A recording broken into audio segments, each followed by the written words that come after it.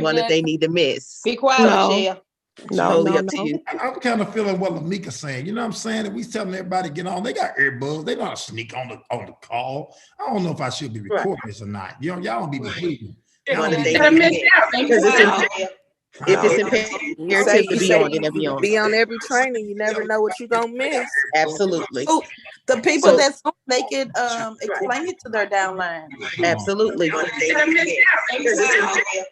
Susu said. All right. Well, guys. let me say this. What if somebody? Hey, Coach Queen. Hey, girl, you all glowing? What if somebody work at McDonald's or White Castles and they just can't put their earbuds in? Earbuds, baby. They better learn how to sneak. They can't bring. They need some bundles. They need to quit. If they work at McDonald's or they work at Burger King, they need to quit. They don't pay them enough anyway. They can go do one policy and replace their whole salary. Yeah, but you know you got the people that's switched though. Y'all know them kids. Hey, tell them to quit. If they work at McDonald's or Burger King and it's causing them to miss their training, that's gonna make them make six figures, tell them to quit. They gotta work up to that. Just record it and send it out. All right, I'm gonna record this. The queen has spoken, guys. If I know what's good for me, I take her advice and I just shut the hell up. So that's right. That's right. Y'all see the record button is on, right? So we're recording it now. And I got one even better for y'all. I'm actually also sending it to my YouTube station. Some of y'all still ain't even subscribed to my YouTube. I'm telling you, it's a bunch of training on there. Sometimes y'all need to just sit up. I learned the business on the throne. Most of the part I learned about the business, I learned on the throne. When I go boo-boo, I go on YouTube. When y'all go boo-boo, what do y'all be doing when y'all boo-booing? Like you got 30 minutes of downtime. What do y'all do when y'all boo-booing? Somebody tell me. Candy Crush. Candy Crush, wrong answer. Stop Candy Crushing on the throne. That ain't the time.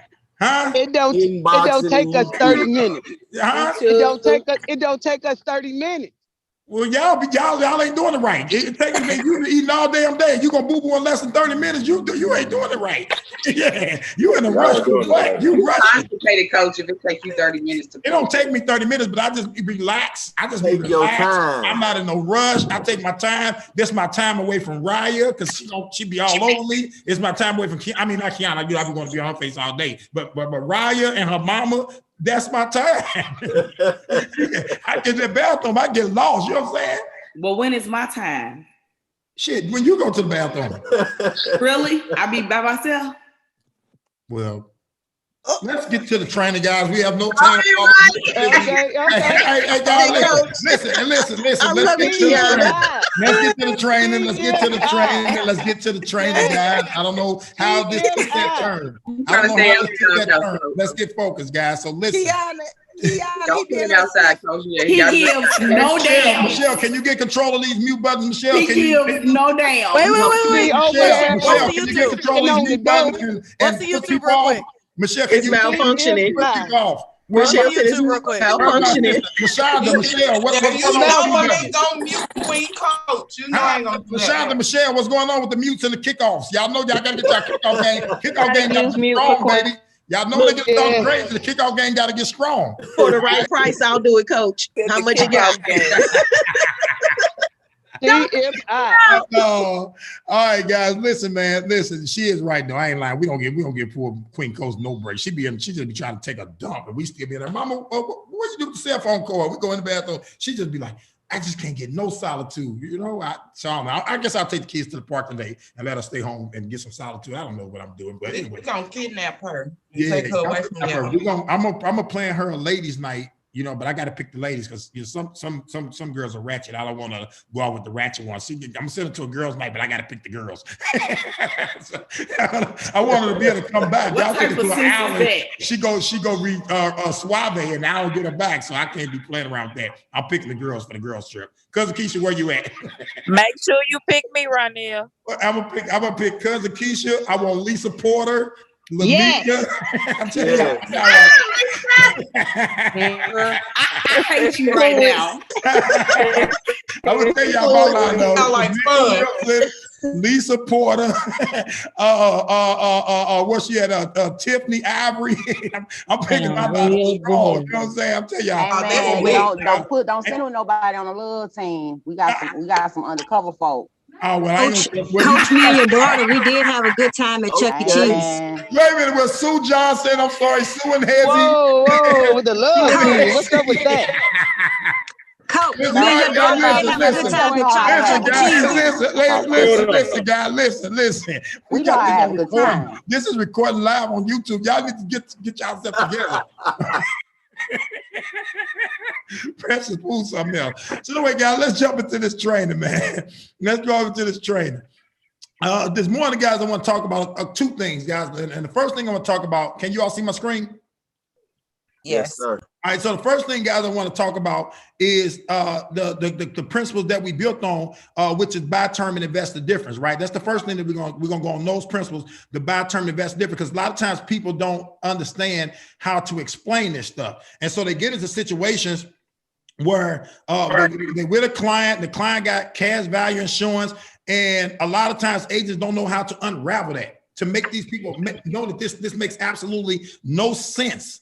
To have this cash value insurance. So we got to know how to really distinctively break down the difference in cash value versus buy term versus invest difference. Because anybody got a cash value policy, when you get done with them, guys, when you get done with them, they shouldn't want to have nothing to do with a cash value policy. But it's if you understand and know how to articulate it the right way so they can understand, like, this makes no sense for me to have. When you walk away, the client should be saying, damn, I done got screwed for the last 5 years. I done got screwed for the last 10 years. And they should be thankful that you showed up because you just rescued them. So we're going to break down to make sure you clearly understand the difference between buy term and investment difference. Then the second thing is the second part of that is once you understand the product and the crusade, right? Because our mission is to what? Help families do what? Earn more income. Right? That's what our mission starts out with. Earn more income. Who can tell me what the mission statement is? Y'all all on mute. What is the mission statement?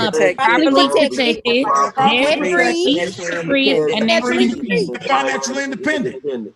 Right? So this morning we're gonna talk about 3 of the 4 parts of the mission statement. Making sure that people earn more income. Understanding how you should strategically go build your business. I'm gonna show you some things, guys, and we're gonna go over a presentation on how you should be focused on strategically building your business if you want one that's gonna last generationally. Right? How many of y'all want a business that's going to last generationally? Like you're dead and gone and your business still paying your family. How many of y'all want something like that? Yeah. How many of y'all faking and acting like it, but you really ain't being about that life? Now, come on. How many of y'all faking it? You know you ain't been about that life. You talking about it, but you ain't been about that life to go get it done. How many of y'all? Now y'all not talking now, huh? I got to go harder. Yeah. I gotta go harder. Yeah, we all gotta go harder, right? So, because this thing can set up generational wealth, and I believe that a part of your heart got to get tied to that. A part of your heart got to get tied to the generational wealth that you can build for your family through a business model, right? Ray Kroc died. Look what he left his family with, the McDonald's franchises. Ray Kroc been dead, I don't know, 15, 20 years now. And look what he left. See, you got a shot to go do the same thing. You can have as many franchises as you want. Every time you get an IBA and a licensed person, that's a potential franchise opportunity for you. When you promote an RVP, that's another franchise that you override. The average McDonald's restaurant owner make about $130,000 a year per location. The average RVP in Primerica makes over $115,000, $120,000 a year. The average one. If you decide you don't want to be average, you want to be more than average, guys, then you $200,000, $300,000, $400,000. If you decide you don't even want to be average. But we got to think about that. That every time that when you can position yourself to become a RVP that promote RVPs, every time your RVP make $100,000, they're gonna pay you $25,000. So the only question you got to say is how many franchises you want. If every time you promote RVP and they make $100,000, which the average RVP in Primerica makes at least $100,000, how many do you want? If you got 4 RVPs, you make $100,000. You got 10 RVPs. How much you making? That $25,000 a pop. I don't know. What's that? 200,000, something like that? 250. This is unbelievable. And you get to go stack this thing generationally for your family, guys. God forbid you become an SNSD. Now each one of them, they make $100,000. You make a $50,000 per RVP. This is unbelievable. So we're going to talk about the concepts, right? We're going to talk about the concepts, because if we can't wholeheartedly explain the concepts and what it is that we're about, why would somebody want to take advantage of the opportunity? The foundation of the company was built on buy term and invest the difference. If you can't explain the difference between cash value, whole life insurance, and buy term and invest the difference, you can't properly explain what we're about. And if you can't help people understand how this works and what makes us different, Then the cash value guys, the other companies, what separates Primerica? Why would they join you in business if they sell a whole life? If you can't articulate the difference between us and them, why would they join you? Whole life agents, when they sit down with you, should be like, damn, man, I can't do this to my community, what I've been doing. I didn't understand it like this. But you got to be able to articulate this. You got to take this thing serious enough when they sit down like, damn, you're right, that's wrong. I shouldn't have sold my mama that policy. I shouldn't have sold my brother that. That's how they should be feeling. They should feel guilty after talking to you about the whole life policy, the cash back policy they sold their brother. They should feel bad about that after talking to you. They should replace their policy with you the same day you talk to them. And then when you show our opportunity versus theirs, there's no opportunity in the world like we got. That's why when you Google what company in North America has the most 6- and 7-figure income earners, Primerica comes up number one. Not the number one insurance company with the most $100,000 earners. We got that by far. Not the number one insurance company got the most $1 million earners. Then we got that by far. We talking about companies all together, period. All the companies in North America, Primerica has the most 6- or 7-figure income earners. Why? Because our business model is significantly better than those that try to compare to us. Whether in this industry or any other industry, there is no business model like this. But how do you explain it? How do you build it? Where people say that makes sense, and Demar was making $350,000 a year when I met him. And we sat down at this table and he said, damn, that makes sense. 4 months later, sold his litigation support company because I know how to explain this. Switched over his life insurance policy that he had for years. And my policy cost more money than the one he had. He spent more money with me when I left than what he was spending with the company he was with. Why would he do that? Because I know how to explain this, do you? Dr. Love is a principal making $100,000 a year, walked away from his job and did this full time. They offered him $200,000, $300,000 a year to become a superintendent. Guess what he told them? No, thank you. No, thank you. I'm going to stay right here and go build my business. We got to be able to explain it to that capacity, guys. The products and services that we offer and the opportunity. Where people want to hitch their wagon. When you get done talking, they should have a burning desire to hitch their wagon to your wagon. We was on the Zoom call yesterday. We did our meeting, and Miss Allen had a guy on there. We was talking to this guy. The man said, hey, we had to break our room, Miss Allen. We had some miscommunication. She was in there with him for about 20 minutes waiting on me to come. I said, baby girl, I know you knew, but I showed y'all to put the IBA in. You do that part. I don't got to come over there to put the IBA in. You put that in, and then we'll get together and orientate them. And so she was sitting there waiting, and she said, right now, you going to come? I've been over here for 20 minutes trying to hold this guy on the line. I popped on the line, and I said, oh, no, Miss Allen, I was telling you to do the IBA, and then me and you'll get with him to go and orientate and build a schedule. He said, yeah, I'm ready. Can you hurry up and put me in? That's what he said. So can you hurry up and put me in? He couldn't wait to take advantage of the opportunity. See, that's how people should feel when you get to explaining the services, the concepts that the products and services that we offer, the difference that we make with ours, and then the opportunity. Guys, you got to get great at that. So let's talk about the products first, right? Because again, the foundation is buy, term, and what? Somebody help me. Buy, term, and what? Invest the difference. Invest the difference, right? You got to know how to explain this properly. The buy, term, and invest the difference versus whole life insurance or cash value insurance. Most cash value policies work the same. There's some varying differences. And we'll talk about that on another training, guys, but they pretty much work the same. So let's talk about whole life versus buy, term, and invest the difference. You got to understand this. The first thing that you want to know is that there is fundamentally how many reasons why people buy life insurance. It's three reasons why people fundamentally buy life insurance. It's 3 reasons why people fundamentally buy life insurance. So one of the reasons is for protection, right? One of the reasons they want protection. They want to make sure if I die that I got something in place for my family. The second reason they buy life insurance is for some type of emergency fund or emergency savings, college fund, retirement. How many of y'all hear people talking about they lay life insurance policy gonna pay for their kids' college? How many of y'all heard that before? Yeah, I have. Now we know that's a lie. But see, some of this stuff is just a simple mathematical equation. A simple mathematical equation. So you think about it. These people paying $9 a month for Gerber, $10, $12 a month for these policies, and they said it's going to pay for their kids' college. They got life insurance and it's going to pay for the kids' college. Simple math breaks this down. Ma'am, let me ask you something. How much you pay for your kids' life insurance policy? $12.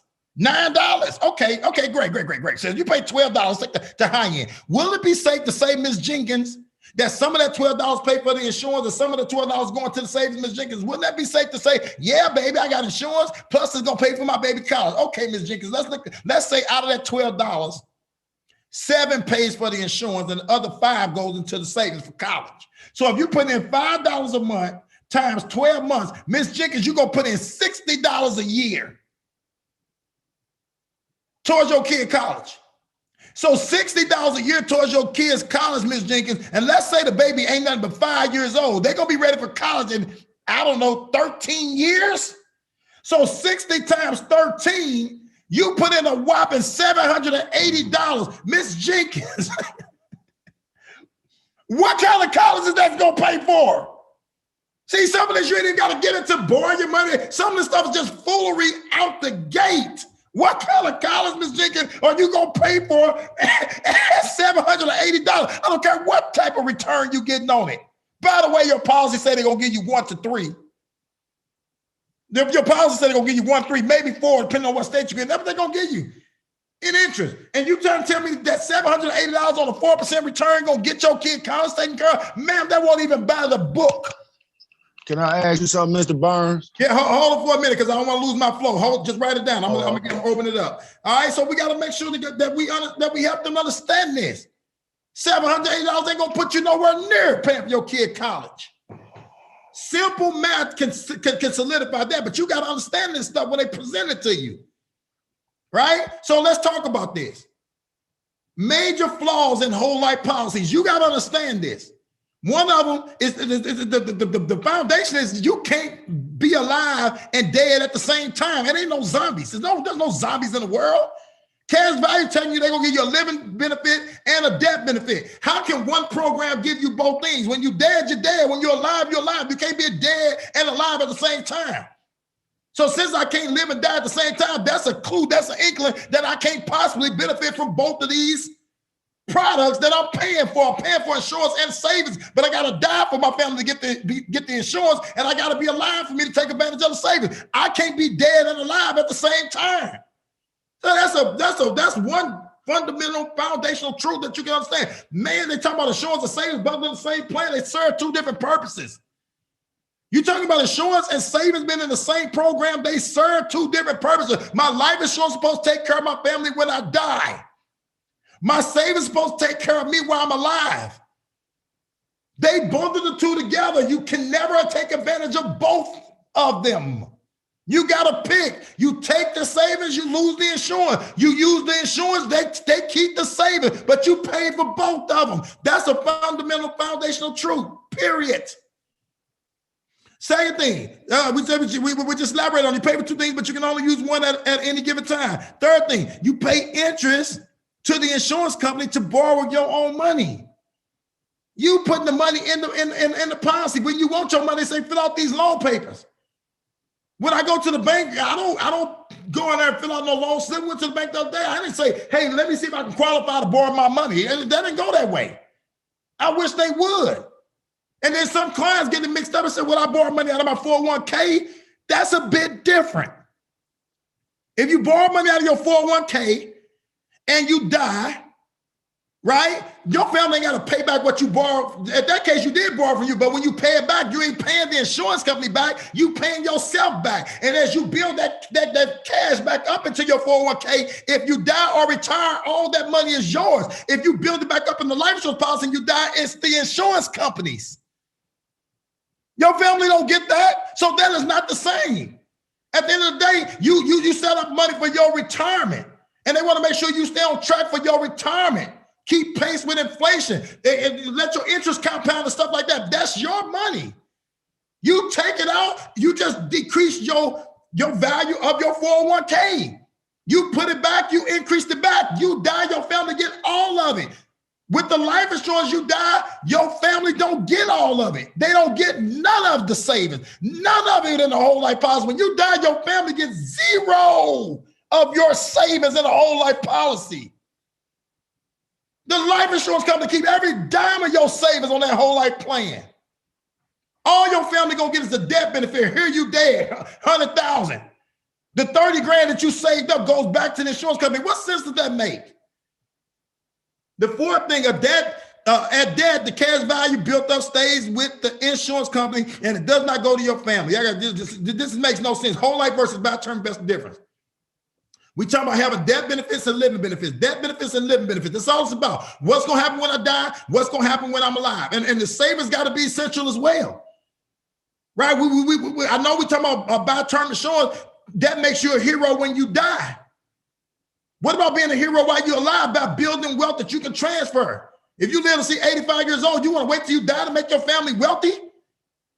I mean, I want to make sure I leave them an inheritance. I want to leave them something behind, but hell, why are we not working on building wealth while we're alive?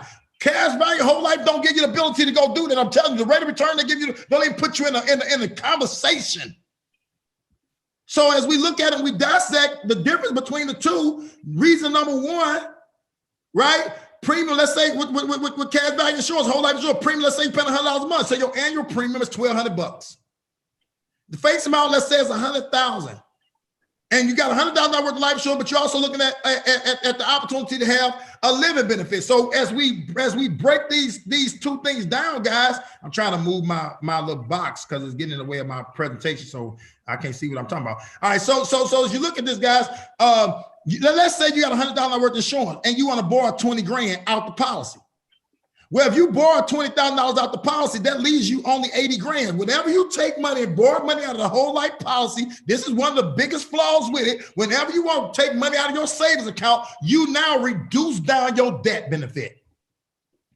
So I had $100,000 worth of insurance so my family can get it when I die. But because I need 20 grand of my savings while I'm alive, I got to punish my family because I need my money when I'm living. And if I don't take my money while I'm living, I got to punish me. I got something that I needed to take care of for $20,000. If I'm worried about what's going on with my family when I die, I can't worry about me when I'm alive.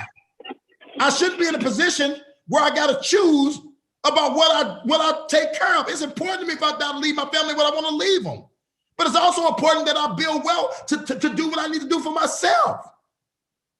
So you take 20 grand out of your savings, they reduce your life insurance down by that 20 grand and then charge you interest, depending on what state you in, 6 to 8%. So they really, we put 2,000, man, that could be more $6,000, $8,000. They charge you to borrow your money. So the debt benefits end up being $70,000, $78,000 when it should have been $100,000 because you needed money to take care of you while you was alive. So now your family got to suffer when you die. You needed money to take care of you while you was alive. You paid for insurance and savings, not insurance or savings. But this is the way they got us programmed to think that it's okay to borrow our money, and if we don't pay it back with interest, it's going to penalize the people who we love. The people who we was considering when we took the policy out in the first place. I was thinking about my wife and my kids when I took my policy out. So now, because I needed money to take care of me, I'm going to punish them. That's how this crap works. You got to be able to articulate this so people say that. Why you got to choose between you and your family when you pay for protection that covers you and your family? That's what the savings part was for me. The debt benefit was for them. You got to help people understand this and break it down to it to touch their heart. You got to love your family less or choose between loving your family less and loving you more. That's how this works. You want a program that makes you choose between that, loving you less or loving them more. That's what you're paying for. This is simple, guys.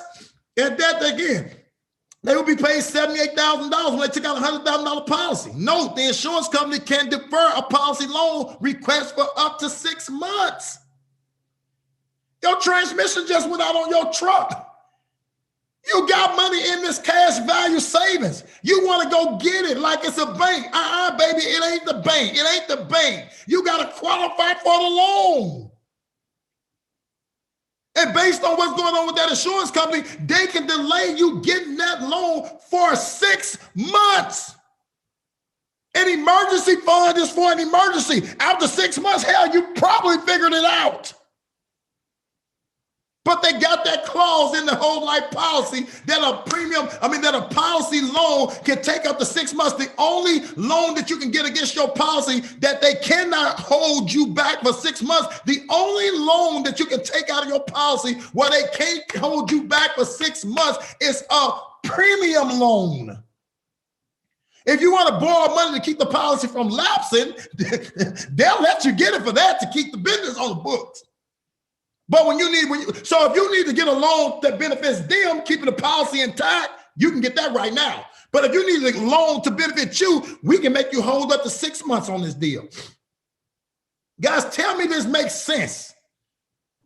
Horrible. This is whole life insurance. You got to know how to go pull this out and disseminate these facts so that people can say, damn, this is a bad policy. Because ain't nothing good about this. But you got to know how to explain the fundamental differences. Number 3, cash out. Premiums, you still paying $100 a month, $1,200 over the year. Face amount is $100,000. You are now ready to retire. Think about this. Talk about death benefit. Let's talk about why you're alive. You're ready to retire. You have built up $45,000 in your cash value through overpayments of premium. Some of that money you overpay for life insurance, so they dumping this other difference of that money into this cash value savings. You have $45,000. To get it, you still got to make a decision. You got to love you or love your family. Because to get your $45,000, you got to surrender your policy. If you want all your savings that you built up at age 65, they said you're supposed to use it for retirement. All right, I'm ready to retire. You got $45,000. You want it? Yes, I want it. Okay, great. Then you don't leave your family no insurance. That's the choice that you got to pick between. Why have I paid for insurance and savings? Do I got to pick between insurance or savings? I paid for insurance and savings. I got to pick between insurance or savings. If I retire and I want all my money that's in my account, I now lose my life insurance that I want to leave for my family because I want to take care of me when I'm alive. I got to forsake my family in my debt. Makes no sense. Is anybody getting clear about this? Let's get it. Let's get it. There's nothing good about this. People try to rationalize why whole life is good. There is nothing good about whole life. I don't care how you slice it. So at this point, inflation also destroyed your purchasing power of the surrender value. They only give you 1%, 2%, 3% interest on it. Somebody tell me what's inflation at now? What's inflation at now? 4%, 5%, 6% inflation? And then what inflation's at right now? Almost damn near 6%. Am I right? Absolutely. So how's your money growing at 1 to 3? Inflation's up 6 and you think you did something. Let's say you get over the fact they're telling you to get the money, you got to not leave your family nothing. Let's say you got over that hump. You destroyed your purchasing power. $45,000 when you 65 ain't $45,000 today, baby. How many of y'all remember you used to buy a gallon of milk for like 50 cents or $1? What's a gallon of milk cost now? $3. $5. We don't even buy gallons no more. We don't. I ain't lying. Kelly always come in with that liberty ass. And we got 8 kids. She always come in with the love. Why you won't get the gallon? That gallon $5. It might spoil. It's too much money to even waste. I ain't seen a gallon in our refrigerator ever. She bought a little one. You know what I'm saying? I'm lying. You can't Michelle, get a hold of them mute buttons. so my point is this, guys. You can't buy milk, you can't buy eggs, you can't buy butter at the same price you bought them for 35 years ago, right? So if your money growing at 1 to 3%, it's telling you that it's trying to tell you that the cost of living gonna stay the same. This again, this policy, I don't care how you flip it up, down, how you want to massage it, is ignorant to have this type of policy. It means you unlearn. We got to go learn you today. That's what we're going to title this, LaShonda, Learn You Today. That's what we're going to title this, Learn You Today. Because that's what we're about to do. We're about to learn you. All right? So again, let's go back. Again, it's just 3 fundamental reasons why people buy life insurance. Now, we talked about whole life. Does whole life give you any of this?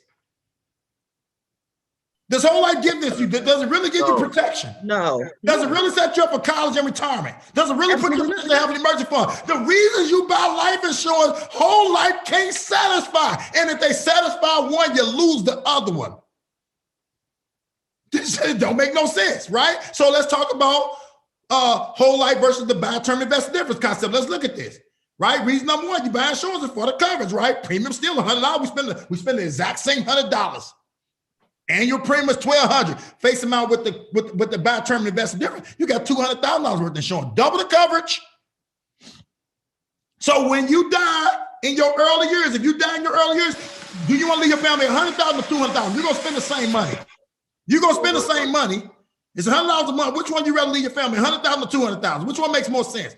200. It's not rocket science. 200 makes more sense. Okay, you're trying to give me all these explanations you're trying to give me. When you die in your early years, it's better to leave your family $200,000 to $100,000. You can't make nothing else make more sense than that. I don't care what all the other tricks you try to talk about, which we gonna cover, about term insurance going up and all that. Somebody y'all watch out mute buttons. Watch your mute buttons.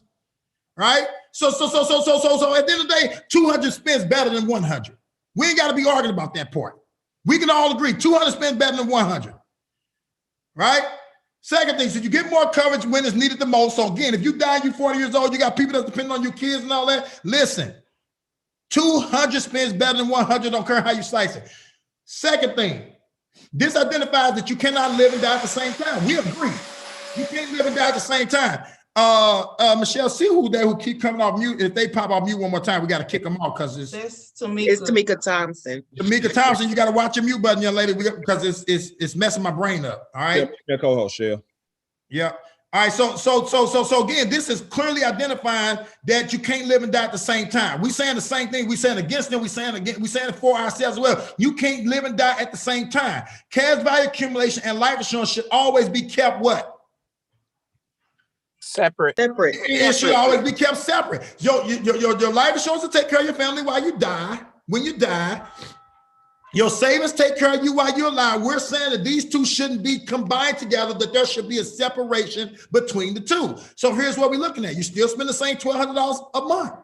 But what we're saying is 500 of that 1,200 goes towards your living benefit. This puts away for your retirement. So when you get ready to retire, you got money to take care of you.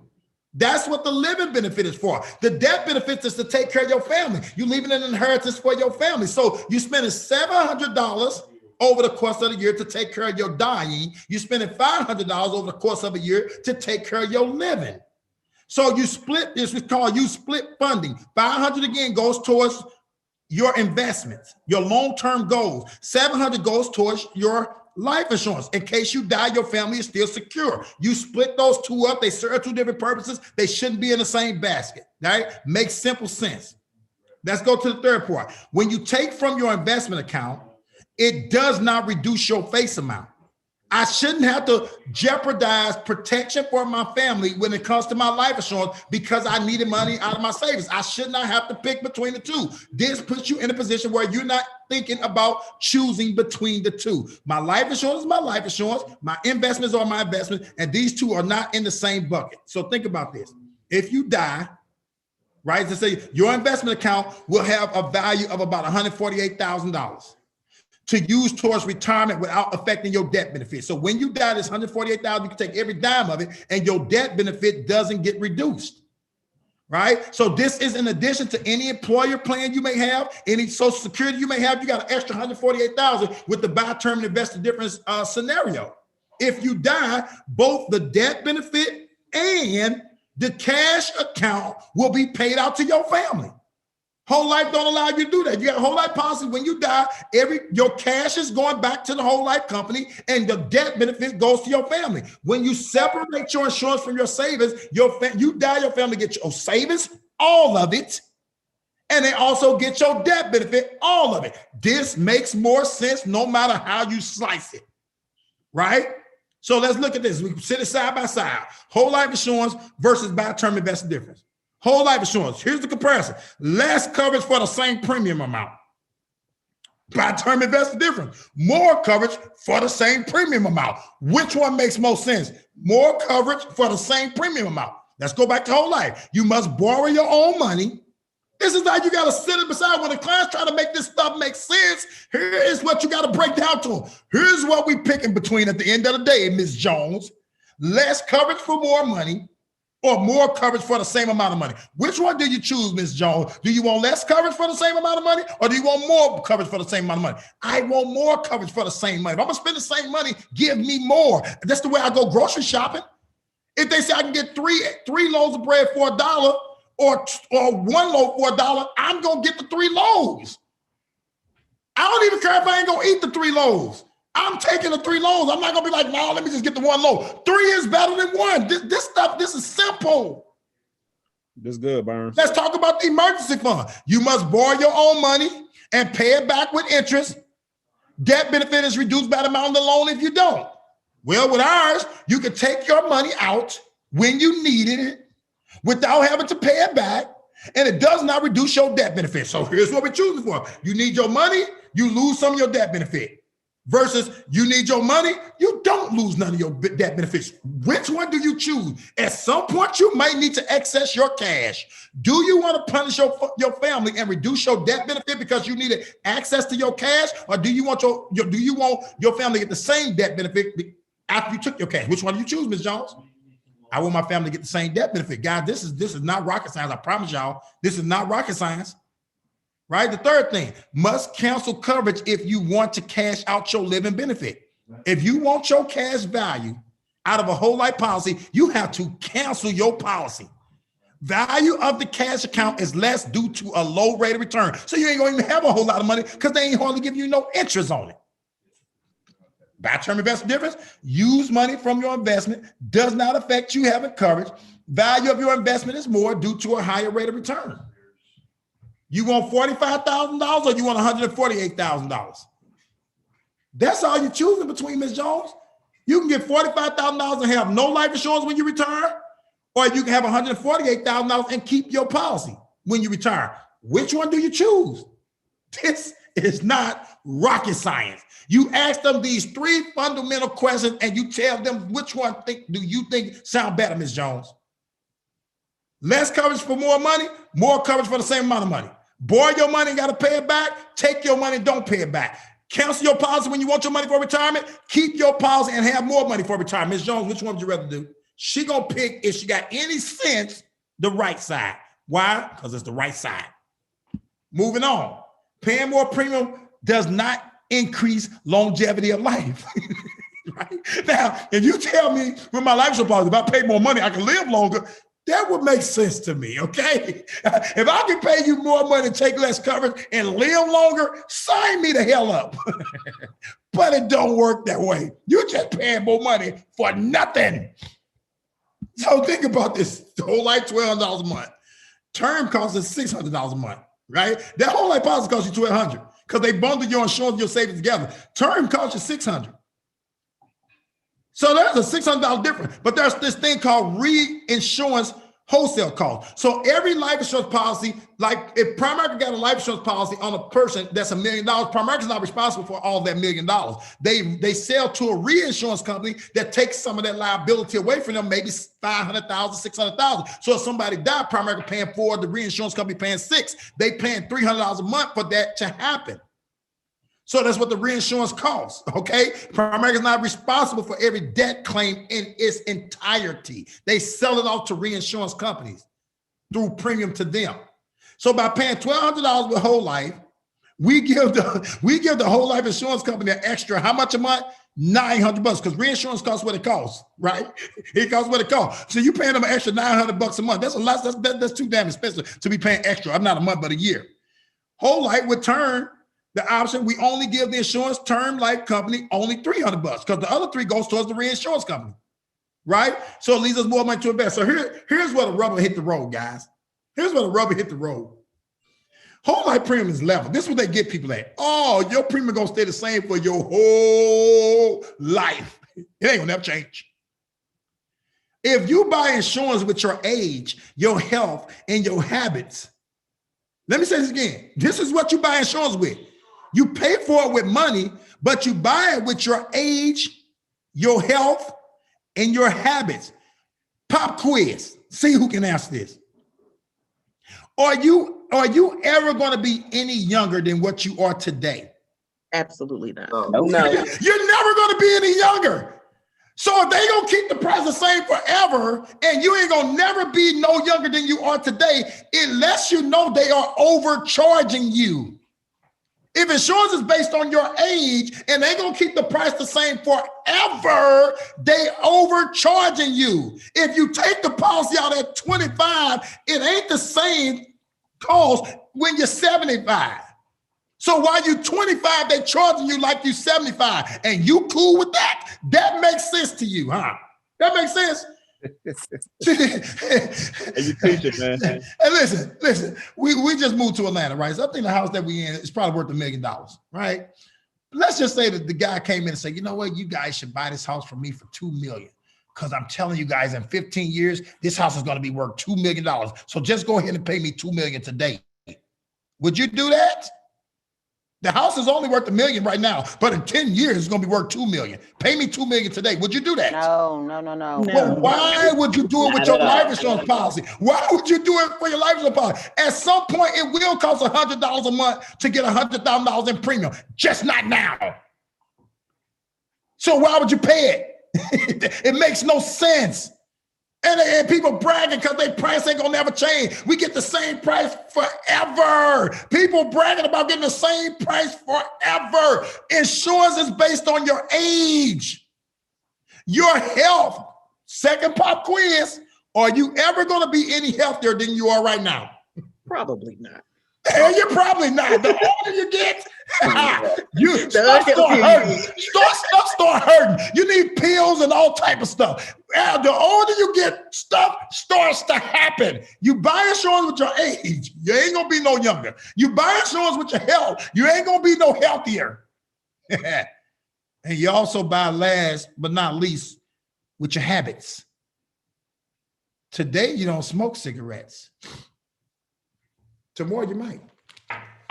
Today you don't use recreational drugs. After about 3 or 4 kids, tomorrow you might. I don't know, but that's how you purchase insurance.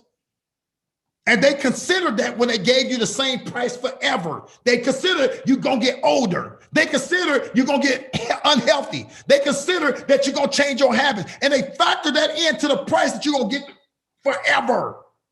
And you saying, okay, Mr. Insurance Man, that makes sense. Sign me up. I like the fact that my price ain't gonna ever change. Listen to this. This is what they try to say against term. Well, the price gonna increase over time. Your policy premium gonna go up. Yes, it is gonna go up. It's supposed to. You get older, you get unhealthier, your habits change. Nothing in the world, price stays the same forever. Does cell phone cost today what they cost 30 years ago? Does automobiles cost today what they cost 30 years ago? Does houses cost today what they costed 30 years ago? Does milk? I can't get a gallon of milk in my damn house today for this. Does milk cost the same as it cost 30 years ago? No. So if everything else goes up with inflation, how the hell do they keep this policy the same price? Are they that dumb? Are they gonna put themselves out of business? No, they overcharge you and have more money to invest for their company over that 30-year time span. And you think they did you a favor because you can brag and say my price stayed the same forever, which doesn't give you the ability to protect your family the way you need to. When you can buy more for less, you can get adequate protection if you die. It ain't about me having a $500,000 policy when I'm 70. My kids are grown when I'm 70. If I die at 70, they probably figured out life. But if I die when they 12, 13, 15, 18, they ain't figured out life. So I leave security. I need to buy it as much as I can and pay as little as I can so I can protect them properly. I don't need the bragging right to say my price is going to stay the same forever and you give me a small little policy for the same amount of money I could have got a big one for. See, here's the reality, guys. Most people are going to die, right? At some point, and usually they're going to die. But premium is about the same with whole life return up until age 68. It's about the same price up to about age 68. Most average people are going to die at age 73. All right? The average person dies at age 73. Think about this. If most average people are going to die at age 73, your premiums are level with whole life return till about age 65, 68 years old. They stay level, right? Because our term, we can do 30-year term, we can do 35-year term. Your premium is going to stay level over that 30, 35, 38-year period time frame. It's going to stay the same with us. It's going to stay the same with them. So the question that we ask you, why in the world would you sign up to overpay for 38 years? Our premium stay level for 30 years, 35 years. Why would you sign up to overpay for something for 38 years? Because the age 68 is when ours is going to take off on you. So you'd rather overpay for 38 years to underpay for 5, because they're going to stay the same forever. You're going to die at 73. You're going to underpay for 5 years because ours going to go up some more. For 38 years, we both stay level on average. For 30, 35, 38 years, on average, the whole life term goes stay level premium. It's going to stay level premium. We got a level term. It don't go up every year. You can lock it in for 30, 35 years. So ours going to stay level over that time frame. Why would you agree to pay more for 35 years to underpay for 5? You're going to die at about 73. Does this make any sense? Teacher. It's deep, man, deep. I mean, you're going to die. You're going to go do this for your whole life. You're going to underpay for 5 years with whole life. At that point, they're going to catch up, and yes, our premium is going to be more for 5 years. Is it worth it? I think not. See, that's understanding the difference between whole life and term. That's putting this side by side. We ain't hiding behind that our price going to increase at a point. Everything price increased at a point. We recognize that. The question ain't why our price increased. The question is why theirs don't. Y'all get caught up and trapped on the question about why our price going to go up. Hell, are you asking that to the gas station? Are you asking that to Mr. Walmart? Facts. Everything goes up with inflation. I'm not asking concerned about why my policy gonna go up. I'm trying to worry about what kind of tricks you got on yours that yours don't. Based on your age, your health, and your habits, baby. It's based on your age, your health, and your habits, baby. How the hell do you keep this price the same forever? Come on now, who got some questions? Because I'm gonna go to my second point, but I'm gonna take 5 minutes to do some questions real quick. And there's in the words of Mike Green, no goofy stuff. All right, who got questions? Let me take a pause for the call. Where your questions at? Coach, can you just go over why it's not changing, why you think it's not changing, but it's changing on the other side, like the cash whole life price side. don't change? Yes, whole life. Well, it don't change. It don't change because they changed it in the beginning. They're giving you a $10,000 policy when you could have got $100,000 for the same price. So they overcharging you early. So if you're paying $60 a month, the insurance only supposed to cost you $10. The other $50, the life insurance company are putting into an investment account and they making interest off that extra $50 that you're paying a month. So when you get older and the price supposedly went up, they don't have to go up because they already took it up. With us, we're not taking the price up. We're saying, listen, for this same $10, you can get $100,000. And if you die, would you rather leave your family $10,000 or $100,000? Well, I'd rather leave my family $100,000. Okay, good. Now, understand that because you're going to leave them $100,000, understand that in 20, 30 years, your price is going to go from $10 to $30. But when your price go to $30, let me ask you this, 30 years now, your price triples, let's just say. It triples in 30 years. In 30 years, do your kids still depend on your income? No. Nope. In 30 years, are you still paying on that mortgage? No. In 30 years, are your kids still depending on you for college education? No. In 30 years, if you had took the $50 a month that we didn't overcharge you and invested that into a mutual fund, do you need life insurance at all? Come on now. No, Mike. I don't have nobody that depend on me. I don't have no responsibilities in 30 years. Plus, I got money. Life insurance is buying wealth until you can go create wealth. I don't have wealth right now. So I buy life insurance in case I die, so my family will have wealth in the place of me where I was providing. So they overcharging you now to keep your price the same forever. We saying we ain't gonna play that game with you. Because it's more important for you to have maximum coverage in your younger years. It's more important for you to have maximum coverage in your younger years. Not bragging rights at the price staying the same. Does that make sense to everybody? Very much sense. Yeah. Yes, sir. All right. Who got another question before we move on? I got this Del boy, man, from yesterday. Miss Allen, cousin. Go ahead, brother. How you doing? I'm all right. How about yourself? That's good. Hey, y'all, this young man that told Miss Allen yesterday, hey, stop playing. Sign me up right now. Yeah. So look, check this out. Like just right here from just what I just learned right here today, man, I'm a millionaire.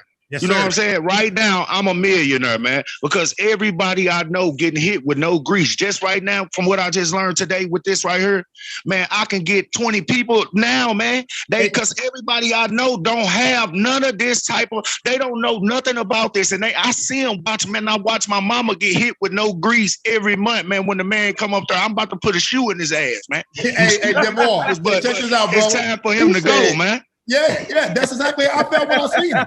See, y'all don't get it. He just speaking raw. He's speaking raw. This is how I felt when I joined. I'm like, damn, my daddy got that. My daddy never got that. My sister never got that. My cousin never got that. The whole damn family had this crap. And I got my wife, her cousin. My wife cousin, he passed away, man. And you know what I'm saying? Like you said, like on the policy, how you don't change up on this one. You know what I'm saying? No matter what happened, like you said, in due time, man, people pick up habits, man. Everybody changed during the year, man. Your body get older and weary in due time, man. And this man passed away and his mama couldn't get nothing for the policy. Yeah. And it's probably because they borrowed from it and it diminishes the face value. But they don't understand all this stuff. That's why we got to learn and go teach it. If we don't get it, and we don't go share it, our community is screwed. Yeah. Some of y'all too scared and too timid to be approaching people. But if we don't get this information to them, we are screwed. You don't like what's going on in the plight of our community right now? You got a shot to do something about it, but you still ain't.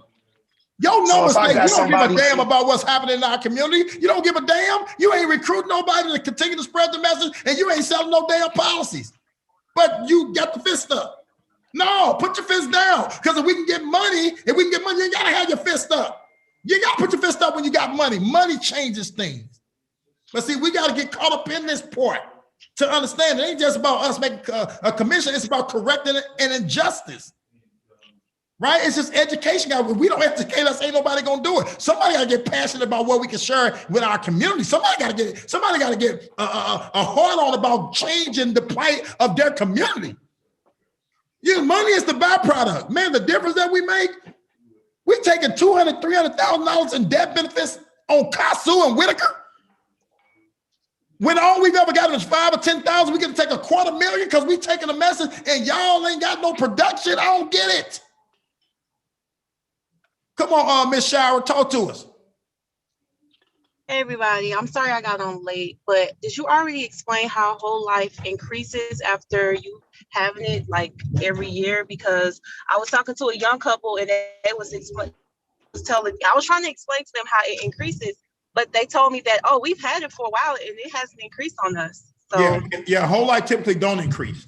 It typically don't increase. If they had a policy that increased, that's not whole life. It's a cash value policy, but it's a universal life. That's a different program. So it has a cash component, but it's not whole life. It's universal life. And I'm going to do a training on that product tomorrow to break down the variations between those types so you can understand it. So it's cash value, but it's not named whole life. It's the cousin of whole life. If whole life insurance and term insurance had sex, universal life will be their baby. Okay, because universal life allows you to get a little bit more coverage, but you're subject to your premium going up every single year. So we'll talk about that and I'll break that down in detail. So it's cash value on that policy. It's not whole life. They just kind of similar in the way the cash account is set up. So we'll go over that tomorrow. All right. Any other questions, guys? All right. So let's move to the second part. Once we know that we got people like DeVore just jumped in, the crusade got us out of them. I know 20 damn people that I can go see right now. I know now, DeVore, I need you not to talk to them about life insurance yet. I need you to look at that orientation because there's a script that we use. I want you to use that script. We're gonna explain everything to them, but I need you to use that script. But that's how you should have people feeling. See, when you talk about our crusade, when you talk about what we're doing, when you talk about the mission that we on, they should feel like DeVore. He couldn't contain himself. As soon as I said any questions, man, I got 20 baby. That's how they should feel when you get through talking about that. They should be like, man, this shit ain't cool. My mom and them, my grandmama and them, and they should be upset. That's how you're supposed to present it. That people get uncomfortable, they get unnerved, and they want to go do something. That's how it should be. So now you're getting people that get caught up in the crusade, and they want to come and join with us. They want to be in business to go help us to carry the message. People should want to buy the product when you get through talking, and they should want to go carry the message when you get through talking. I got to go help fix this in our community. That's how they should feel. If they ain't feeling like that, man, you listen, you ain't got no passion behind it in most cases. Now, I ain't saying everybody gonna join, everybody gonna buy, but damn, Like you ain't getting nobody all month. In 30 days, you ain't got nobody. Either one or two things is broke. Your activity, right? You ain't talking to enough people, or your presentation, right? You got to get more passion. You got to get more conviction, and you got to be more articulate in explaining what you're talking about. All right, so let's go to this last piece. Something happening with my screen. Hold on. Can y'all see my screen? Yeah. I don't know what's happening. Hold on a second. Yeah, we can see your screen. Okay, hold on a second. Let me see something. All right, so the last part, guys, is the opportunity. Because as you get through it, and where people start buying into the crusade of the impact of what we do, now how do you go about going to build your business and an army of people that's doing it? What should your mindset be? Because once you got a product that people need and people understand that now, okay, people need this. Okay, I'll join because I know people need it. That's what you just seen from the young man Duvall. Man, people need this. I got people that need this. So okay, I can see me working this. I can be successful because people need what we're talking about. He understands that conceptually. That's why I got to be credibility first. They got to feel like the company is credible. Your concepts has to make sense. And then people want to get compensated for sharing it. If they feel like the company is credible, if they think like the concepts make sense, then they want to get on the comp plan to make money from sharing it. So let's look at how we should be thinking now that we understand that people understand the product and they want to be a part of it, how we should go about building this, right? So let's go recruit, build, and construct hierarchy. You want to have a hierarchy. You want to put yourself in a position where your money don't require your time. I don't see much of a difference in my income month to month, whether I write a policy or not. I don't see much of a difference. Now, if I go out and go crazy and go write 20, 30,000 premium, I'm gonna see that bump. But if I just be cavalier and write a policy or don't write a policy, if I write 2 or 3, nothing, I don't really notice it in my income if I write it or if I don't write it, because we built a hierarchy. You gotta have your mindset that you wanna build a hierarchy, because a hierarchy puts you in a position, guys, where you can make money that doesn't require your time. So we're talking about it's time for a change, right? The way you're doing business, you need to do it differently. The way you think about your business, you need to think differently. The way you're approaching your business, you need to approach it differently. It's time for a change because here's what we got to understand, guys. This machine is not moving the way it's supposed to. We don't have enough $100,000 earners in this organization. We got $600,000 earners, just $600,000 earners. Now, I know we brag because we don't know how many African-American communities in Missouri got 6 people in one organization that make $100,000. I get it. But we can't compare ourselves to other people's measures. We got to compare ourselves by our abilities. And we got the ability to produce way more than six-figure earners. What say ye in my demand voice? What say ye? I know we consider it bragging rights that we got 6 people in our deal that makes 6 figures, but hell, we got 300 codes. How's only 6 out of 300-400? How's only 6 making 6 figures? It's because we gotta make sure that we looking at this thing the way we need to be looking at it. Yes, it's good. Yes, it's bragging rights, but damn, man, it's room for more.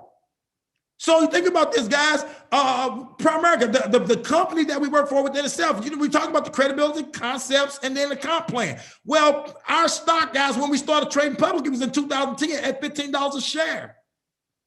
You could have bought a piece of Primerica for $15 a share back in 2010. The same stock 8 years later was trading at $121. I think yesterday it closed out maybe 140. 159, bro. 159, all-time high. You paid $15 for it, you got 159. Imagine if you had 1,000 shares. Do 1,000 times 159. First do 1,000, take y'all calculator, do 1,000 times. I want y'all to see this. Do 1,000 times $15. Do $15 times 1,000. Tell me what you come up with. $15 times 1,000. 15,000. That's how much you would have paid for it. 15,000. Now do 120. How much did it trade for last night, tomorrow? 159? 159. All right, so do 159 times 1,000. What you come up with? 159,000. You paid 15,000 when it opened. You got 159,000 now. How many y'all say sign me the hell up? I spent 15 grand. It turned into 159,000. How many y'all say sign me the hell up? Immediately. Sign me up immediately. Nobody will give you no type of return like that. That's the type of company that you're working with. Opened up in 2010 at $15 a share, the same share selling at $159. It took a $15,000 investment to $159,000. Now, whoever's great with the calculator, tell me what percentage of a return is that? I put in 15,000. I got 159,000. Think about the guys that's putting millions into the stock. Why they excited about Primerica? Network back then was like 5%. How much? 106%. That's 106% return. Sheesh. Where are you getting that at?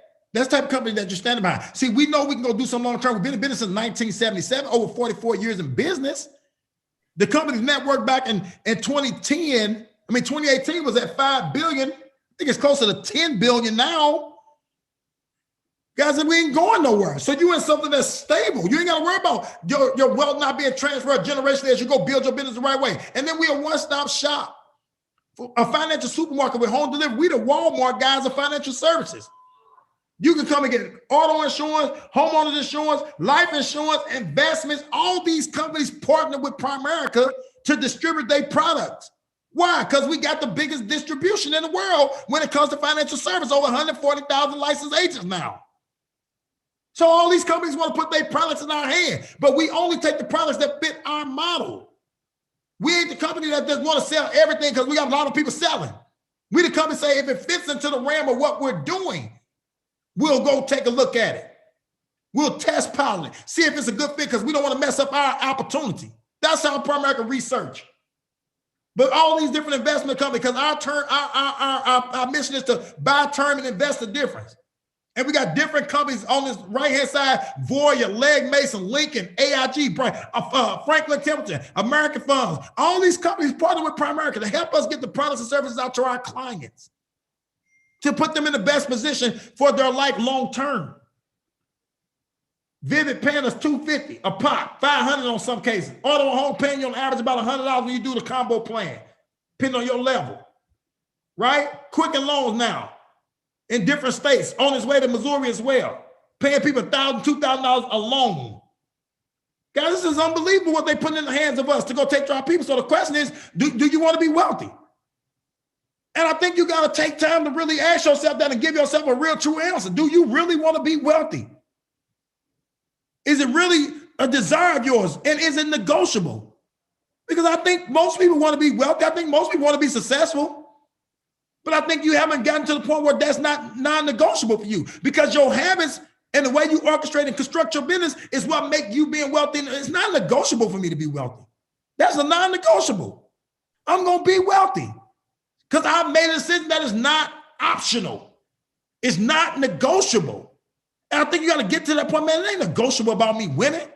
It ain't negotiable about me being a regional vice president. Certain things are non-negotiable. Right? So as we move on, guys, we want to get into this. It's the mindset. You can get 1% of 100 people's effort, or you get 100% of your own. And see, we've been taught to get 100% of our own wealth, our own money. If I go cut the hair, I make money. We on the largest beauty and barber salon in St. Louis, Critique Design. Well, last time I checked, we moved to Chicago a year ago. Not St. Louis. Now we live in Atlanta, and it doesn't matter. The salon still sends us money. Now, if Kiana was still standing behind the chair, doing braids and stuff, she could make, I don't know what you can make, $1,000 a day, babe. What you make if you was doing her like you was doing it? I don't know what it is, $500 to $1,000 a day? $700 to $1,000 a day.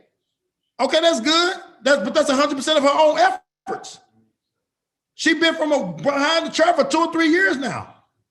She getting less, not less money. She just don't make as much as she would have made if she did it versus when somebody else do it. But she still damn near $250,000 a year off the salon without having to be there. Take 1% profits off of 100 people efforts, not 100% of your own. Some people think they balling because they went and built the house themselves. No, go own the construction company. What I want is my time. What I want is my ability to go do what I want to do when I want to go do it. And I got to think about money because my money don't stop when I go somewhere. So the mindset conceptually has to change. You have to have a builder's mindset, not a mindset of, whoo-wee, I can get up and sell me some insurance and some investments, some Vivids, and I can make a ton of money. No, you do that while you're building. But at a point you want to replace yourself because ultimately you want your time.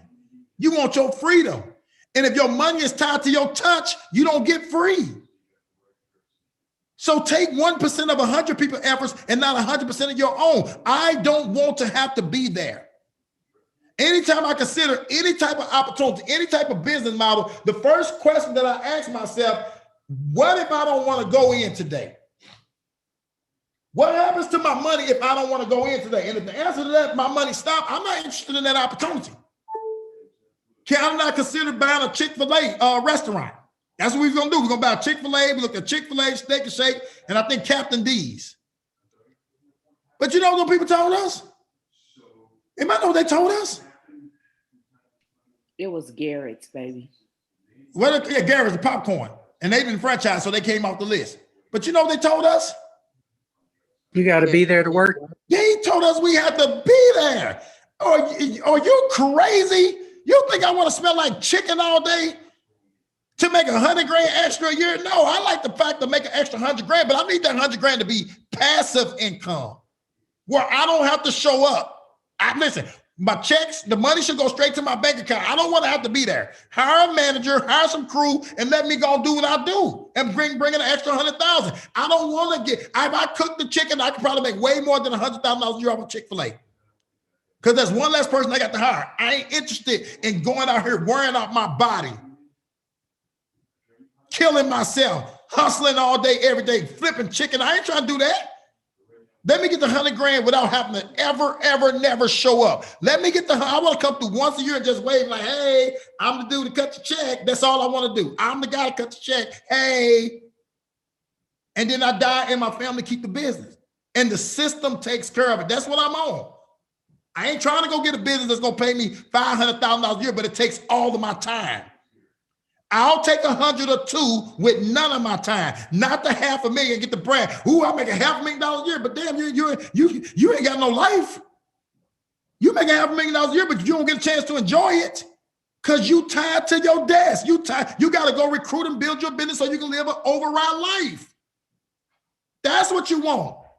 But you can't do that if your mindset is all sales oriented. I'm gonna sell. I'm a sell. You got to sell until you die with that mentality. I want 1% of 100 people's efforts, not 100% of my own. Pay me off 100%, 1% of 100 people's effort. Don't pay me off 100% of my own efforts. It looked like more money, but it ain't long term. You're not gonna win this race long term.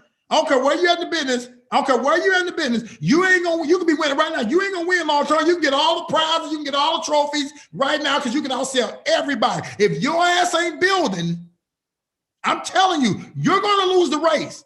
Now, am I telling you don't sell insurance? Hell no, I'm not telling you that. Sell more than you ever sold. But sell it with somebody with you, developing them, making sure they understand what you understood. That's where the freedom lies, or the money resides, shall we say. That's where the money resides. The money resides in building. So the power of multiplication, right? You want to grow by multiplication? No, you don't want to grow by addition. You want to grow by multiplication. So don't just think you grow your business because you get a recruit. You want to get recruits and you want them coming in a multiplying factor. So you want 3 people. We're talking about 3 people getting 3 people. So if this you, right, you want to get the bag, right? That's what y'all see. This Emily, they're getting the bag, right? You want to really get the bag. Conceptually, here's how you got to look at your business. If you go out and you get your 3 people in your business, right? Your first talk to them should be about them becoming a district leader. And in order for them to become a district leader, they got to go get 3 people up underneath them. See, if you go get 3 people and your 3 people go get 3 up under them, and you got this as what everybody's focused on, not just selling life insurance, you're going to do that, but you got to focus on building your business. And the business start getting built when you're thinking about recruiting and building your distribution. It's not about how much insurance you can sell, how many investments you can sell, how many visions you can sell. It's how many people can you get selling it with you. If you ever get that part misconstrued, you're in trouble. Long term, you're in trouble. I'm going to sell a lot of it, but I'm going to sell a lot of it by teaching people how to sell a lot of it. I'm not knocking selling a lot of it. You don't got to choose between selling a lot of it or not selling a lot of it. I'm going to sell a lot of it by teaching people how to sell a lot of it. I'm going to train you in your natural warm market. You're going to get paid the field training bonus while you're going through training, and I'm going to get the premium in my commission. So I'm gonna write a lot of business, but my writing business is to lead towards freedom. What is your writing business leading you to? Some more writing business? So what happens when you stop writing business? Just in case y'all didn't know, at some point, everybody slows down. Just in case y'all didn't know, at some point, everybody slows down. It's natural. So when you go get 3 people, you got to get them focused on becoming district leaders. In order to become a district leader, they got to go get 3 people up under them. And y'all got to go do 3,000 premium. So you ain't choosing between growing the distribution and writing sales. You got to write sales in order. They can't become district leaders just by getting 3 people. They got to get 3 people and they got to go do 3 to 5 sales so they can get 3,000 in premium. You ain't choosing, you building. So if you got 3 people that really got 3 people, and then that's the concept that you building by God, this is what it starts to look like. You growing by multiplication instead of addition. Addition is the slow roll. Addition is the slow process. Addition is, oh, I got 2 people. I'm going to grow by addition. 2 plus 2 equals 4. 4 plus 4 equals 8. 8 plus 8 equals 16. 16 plus 16 is 32. 32 plus 32 is 64. 64, 64, 128. 128, 150. You got 5. Now you got 1,000 people. After all that damn work, you got 1,024 people. Because you want to grow by addition. Your business is on a slow roll. Because you won't get systematic and go build 3 people that build 3 people that build 3 people that build 3 people. Because see, this is how that looks. See, if I go out and I go get me 3 people, I got 9. And if I teach those 9 how to go get 3, I got 27. I teach those 27, I got 81. I teach those 81, I got 243. And in the same time frame that you ended up with 1,000, I got 59,000. Because I'm growing by multiplication. I'm going to teach my 3 how to go get 3. And I'm teaching they 3 how to go get 3. And I'm teaching they 3. See, I want to grow by multiplication. If I got to go get me 3 people and I teach them how to go get 3, I got 9 up under them. Because I got 3 people that got 3 people, I got 9 people up under me. And then I got 9 to teach them 9 how to go get 3. I got 27 up under me. If I got 27 and I'm teaching them how to go get 3, I got 81 up under me. You want a business that grow by multiplication, guys, not by addition. Addition is the slow roll. I'm not interested in that. See, you got to understand what you want your business to look like. I want it to be foundation of a 3 wide, 4 deep. 3 wide, 4 deep. Here's me. I got my 3. My 3 got they 3. They 3 got they 3. That's what you want it to look like. What's the most productive leg in my business?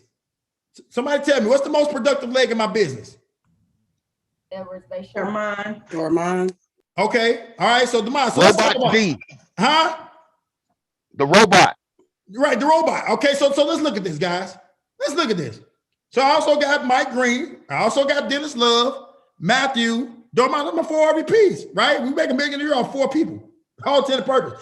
The most productive leg is Demond. But let's look at this concept saying 3 wide, 4 deep. Teach 3 how to go get 3, and you go do that 4 levels deep. So when I get my 3, I teach my 3 how to go get 3. They teach theirs how to go get 3, and they teach theirs how to go get 3. So I'm 4 levels deep. That's how you moved up to over 100-something recruits, because you kept the concept of 3 getting 3, getting 3, getting 3.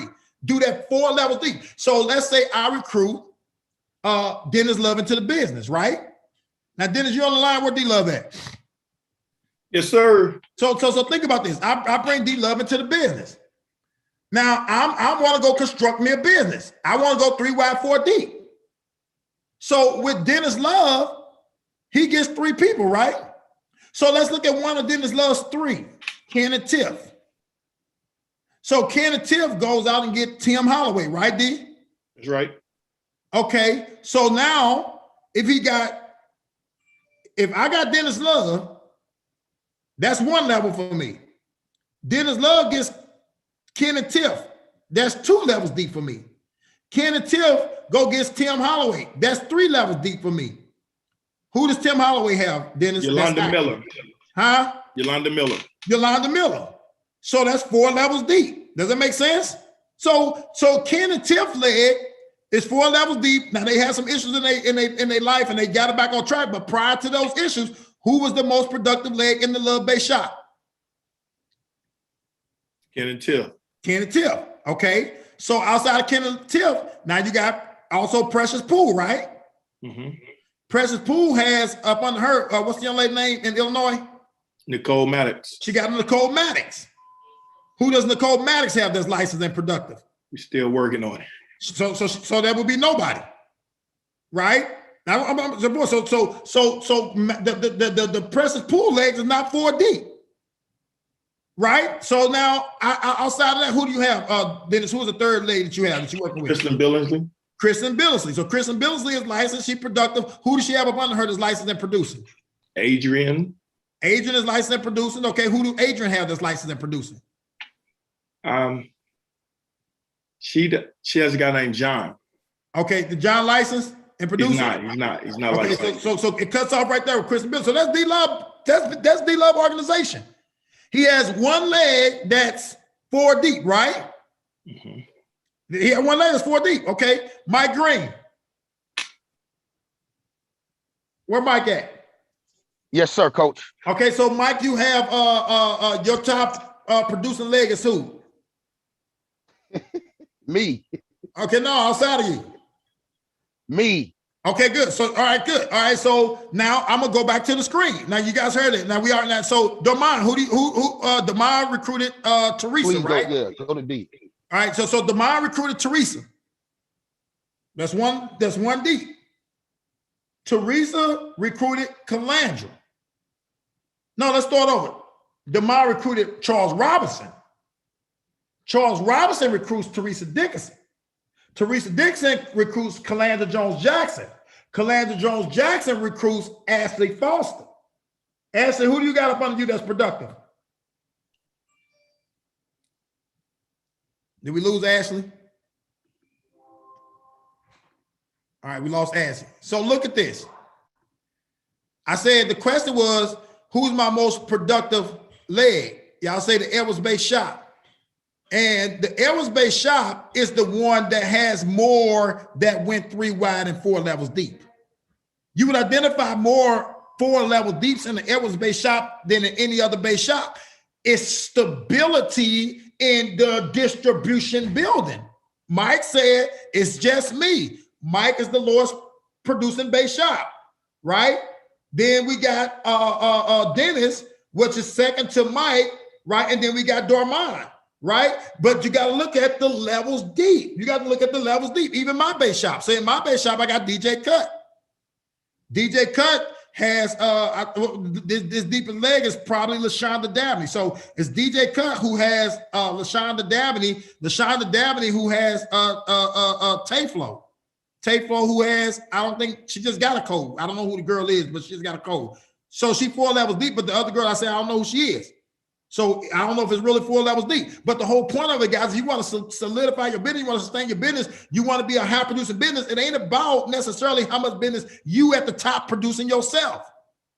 The Edwards ain't driving like they drive because the mind is producing up. Now he did that, but he produced premium in developing people, right? So you got to look at your business. Or whether you're a district leader, a division leader, or regional leader, you got to ask yourself, who is up under me that's doing anything? And then, okay, I got that person that's under me that's doing something, but who's up under them that's doing something? And who's up under them that's doing something? Am I 4 levels deep? Because I can't get stable. I can't get stability in my business if I ain't got no generations happening up underneath me. It's just me out here writing premium. Well, your business is like this. It's a roller coaster. It's up and down. It's up and down. And if your business is up and down, your income is up and down and up and down. You got to find somebody who will let you work with them, and you got to go drive them deep. But the whole key is you got to go find somebody who will let you work with them. You got to go. You can't have grandbabies until you first have what?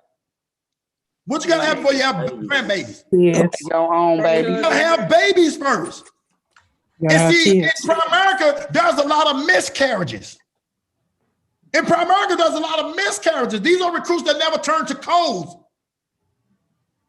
Right? They do have a miscarriage. So you got to make sure that you do what you can do to make your babies come full term. Full term means they got a license and producing. So what do you have on your table that you're doing that's conducive to making sure your babies come full term, that they become licensed and productive?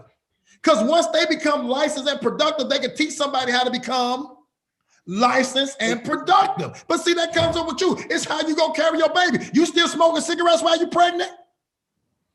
You still drinking while you're pregnant? How are you caring for your babies that come into Primerica? How are you nurturing them? How have you changed your regimen and your diet when you got a baby?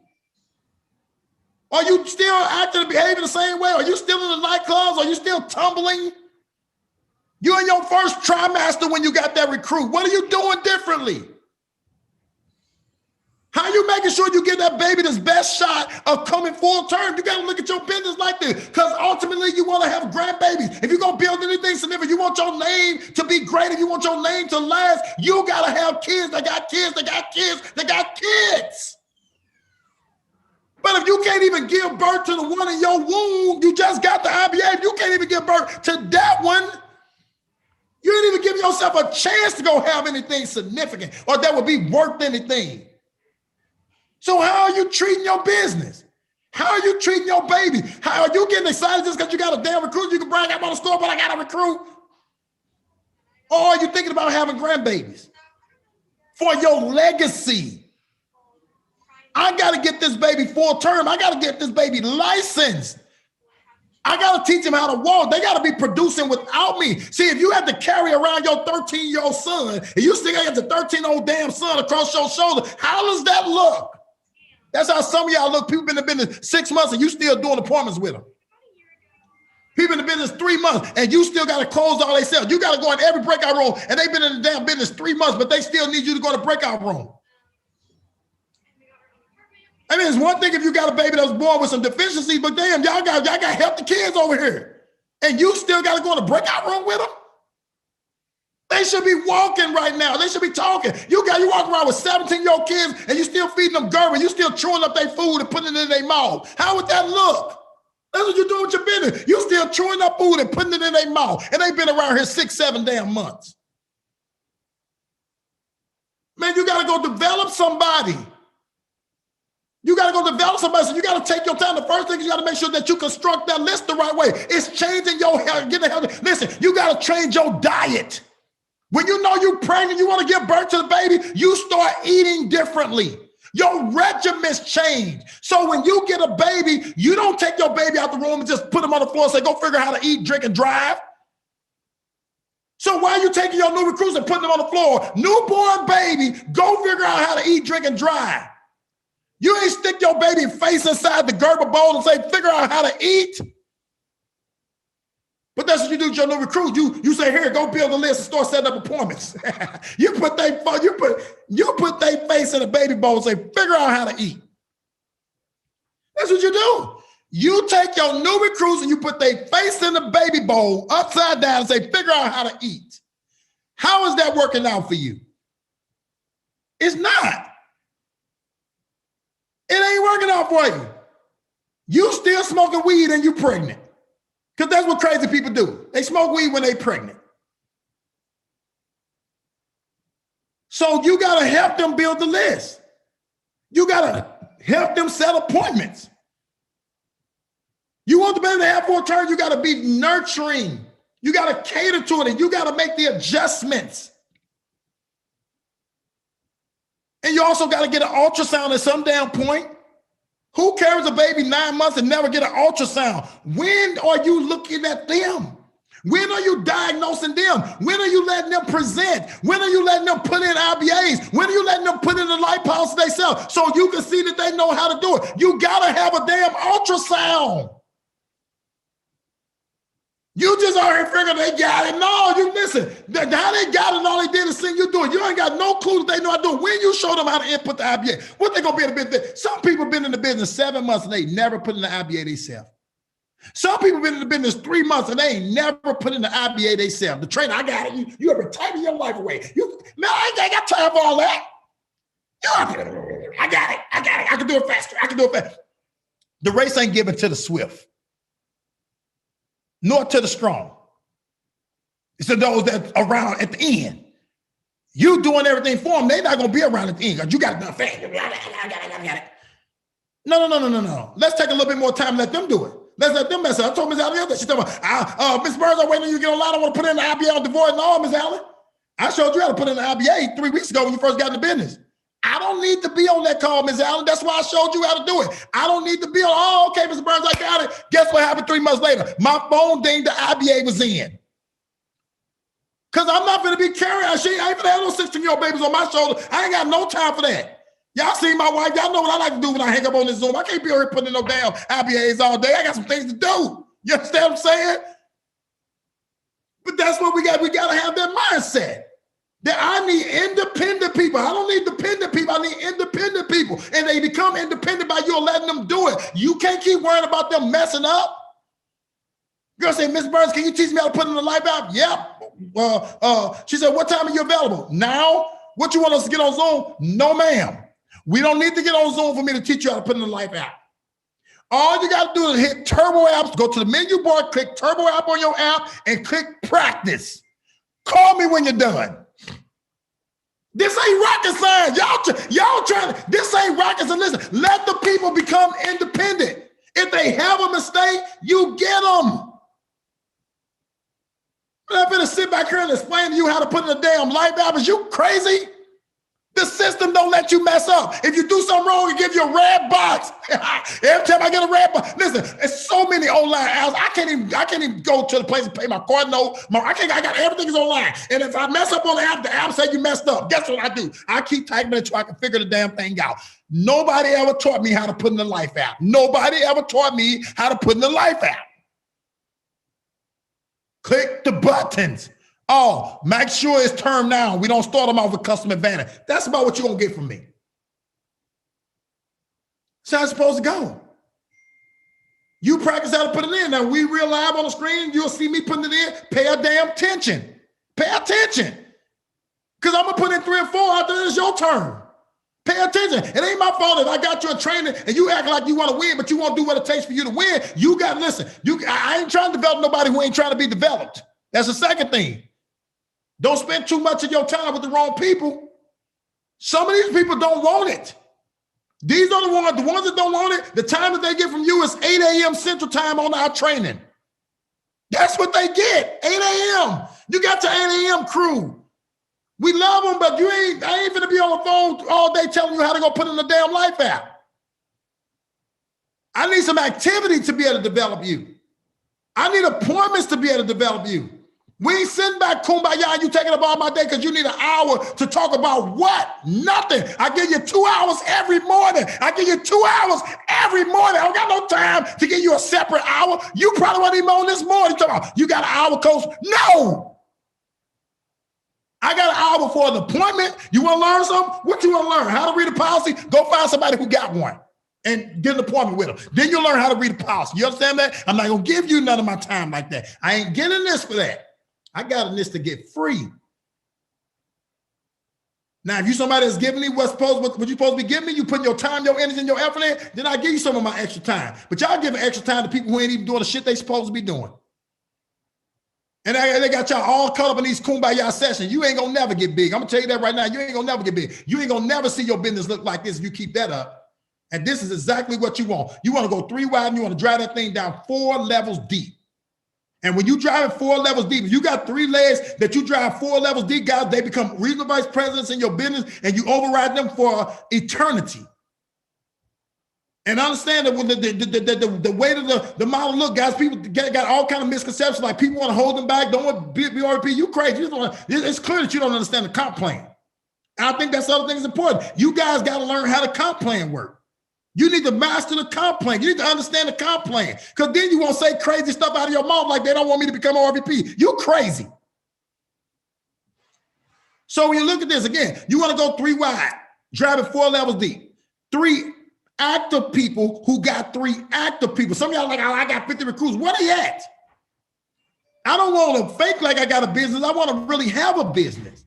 So if I got 3 people that's active in my organization, then I need them to have 3 that's active in theirs. See, that's a real true leg, right? Not a fake one. I want to get 3 people and teach them how to go get 3 people. The concept don't change. 3 people to get 3, and your business start having a foundation. Then you got to have the 3 to get 3. You got to have that working for you because at some point you're going to want to become an RVP. And there is a such thing called a management exchange. You got to give up to go up. Let me say it again. You got to give up to go up, and we don't apologize for that. You an RVP contract, we're going to help you build a business. When it's time for you to go RVP, half of that business we're going to keep. You're going to get the same contract I got now. You're going to get 110% contract, but I'm going to keep half of the business that we built together. Because I ain't starting over to give you your shot. I shouldn't have to lose for you to win. Right? So you think about this. If you build it the right way, you ain't concerned about that. If you got your 3 and you built them 4 levels deep, you got something now there that I will want and call in a management exchange. If you got something, a 4-level deep team, you got something that I want. You ain't got no 4-level deep team. You ain't got nothing that I want. And people saying you trying to hold me back. Ain't nobody trying to hold you back. You got to have something that I want. You want the best contract in American business, which is RVP, 110% contract with a 20% bonus. You going to pick up an $84 check. You just got access to make $1,300 when you include that bonus. You make it $1,300 on one policy. You guys think about it. Here's the comp plan. You go 110%. If you was a regional leader in my base shop, you at 70%. My override on you is 40. So out of a $84 sale, you make $700. I'm gonna get the difference between that 70 and that 110. I make $400 when you make $7. I'm excited about that. Even if I only got the small RVP bonus is 10%, so I made $500 from that sale you make. That's a lot of money to make it not have to be there. How many of y'all think making $500 without being around is a lot of money? How many of y'all agree with me? Yeah. Yes, sir. Or are you trying to give that up? I'm making $5. Every time Cut write a policy, he makes if he makes $700, I make $5. Do y'all think I'm trying to get cut to be an RVP and I make $500 every time he sell a policy? Do you think I'm trying to get cut to be an RVP? It mess up my $500. Let's be real. No. Do you think that? Let's talk real. No. It would be crazy of me if I don't understand the comp plan to want Cut to become an RVP and he getting 110 like I get when I was making $500 every time he wrote a policy. Because if that happens now, Cut now become a first generation RVP to me. Well, on my first generation RVPs, I only make 15%. And then they put in a 10% bonus. My overrides was 70%. I mean 40%. I'm gonna turn that 40 or really 50 after my 10% bonus. I'm turning that 50% comp off of him to 25. What did I just do to my pay? What did I do to my pay if I went from 50% to 25 off of him? Huh? Cut it in half. Who's excited about cutting their income in half? We want to add more. Yeah, I want to add more. But see, the key is if Cut is 4 deep, 3 wide, 4 deep, Cut has an adequate leg. He got an adequate exchange. So I'm not tripping out the 25% of cutting my business in half because I didn't cut it in half. I got a management exchange that's 4 levels deep. So now even though Cut got the 110% contract where my comp on him is 25, I just got some district leaders from him. Those district leaders got a 50% contract. My spread on his district leaders that came from his management exchange, my override from 50 to 110 is 60% plus a 10% bonus. So my spread on Cut replacement is 70%. I was getting 50 when I had to bust through Cut on them, but now I got 4 levels deep. I got district leaders. I'm getting 70. So I made up 30 points. I was getting 40. I'm now getting 70. I made up 30 points. Plus I get 25 off of Cut and everything he built for the rest of his career. So somebody talk to me. I was getting 50% off of Cut. Now I'm getting 70% off his replacement. It's 25 off of him. Did I lose money? Nope. I make more. I make more. I make more. You don't understand the comp plan. And you don't go build a business that's 4 levels deep so somebody want to replace what they want to take from you. The way you go to RVPs, you got to build something that your RVP want. 4 levels deep is what we want. Because that's what's going to stick around. See, I took a replacement from Damon, Robbie, and Casey. They wasn't 4 levels deep. Guess where they at right now? Gone. Guess where they at right now? Gone. They gone. They went 4 levels deep. I took T. Ramey from D. Love. Guess where he at right now? Gone. Not 4 levels deep. They ain't 4 levels deep. See, Mike and Chris, when we got them, they was about 3 or 4 levels deep. Mike and Chris still here. That's the replacement we got from Matthew. Mike's an RVP now. Chris and them just got to go get their security life and figure out that they want to be one. That's it. So we're learning. It got to look like this. You got to have something that somebody wants. That's how it's supposed to look. 4 levels deep. Who do you got that's 4 levels deep? You want to be an RVP? Where your 4 levels deep at? You want to be an RVP? Where your 4 levels deep at? Because when you got that going on, guys, ain't nobody tries, no point to holding you back. You got something that we want, and then you continue that same thing as RVP. See, when my RVPs go get RVPs, I ain't threatened by that. I want Demond to promote Calandra.